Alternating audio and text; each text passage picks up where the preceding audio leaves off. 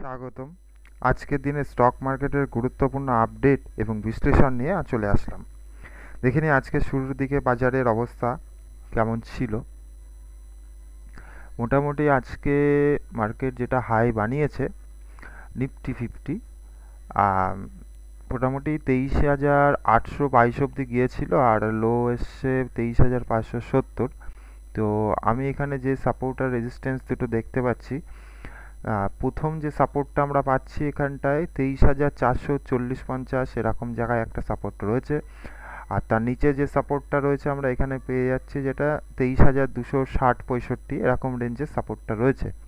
Resistance যেটা পাচ্ছি, প্রথম রেজিস্ট্যান্স যেটা পাচ্ছি যে 24,050-50, এই যে বড় একটা বিয়ারিশ ক্যান্ডেল, বিয়ারিশের মাথায় এখানে একটা আমরা রেজিস্ট্যান্স পেয়ে যাচ্ছি। এর পরের যে রেজিস্ট্যান্সটা পাচ্ছি সেটা হচ্ছে 24,225-30, এখানেও কিন্তু একটা ভালো রেজিস্ট্যান্স রয়েছে। তো এরপরে আমরা যেটা দেখব সেটা হচ্ছে ব্যাংক নিফটি। ব্যাংক নিফটিও মোটামুটি আজকে ভালোই একটা বুলিশ ভাব দেখিয়েছে। আজকে হাই গেছিল 51,279 অবধি, 79-80 অবধি আর কি, 51,300 ধরুন, 51,300। আর লো এসছে প্রায় মোটামুটি 50,400 70-78 এরকম রেঞ্জ অবধি আজকে লো করেছিল, কিন্তু তারপরেও মার্কেটে যেটা ভালো মুভ দেখিয়েছে।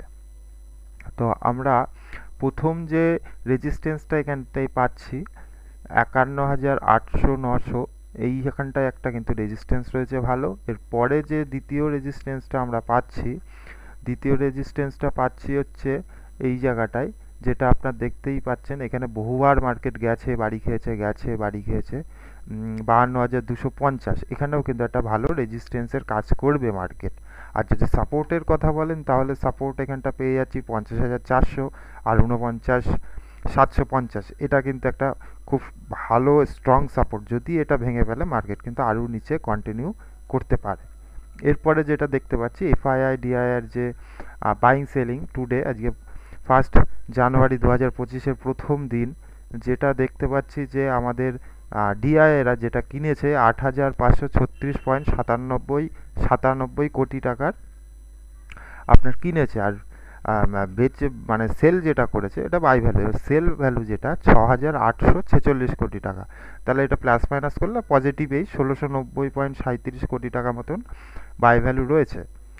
আর এফআইআই বা এফপিআই, এফপিআই মানে হচ্ছে ফরেন পোর্টফোলিও ইনভেস্টার, 1 জানুয়ারি 2025 দেখতেই পাচ্ছেন যে বাই ভ্যালু যেটা করেছে এরা 1,237.02 কোটি টাকার, কিন্তু সেল ভ্যালু একটু বেশি, 3,019 কোটি টাকার প্লাস এরা কিন্তু সেল করেছে, অর্থাৎ -1,782.71 কোটি টাকার কিন্তু এরা সেল করেছে অলরেডি।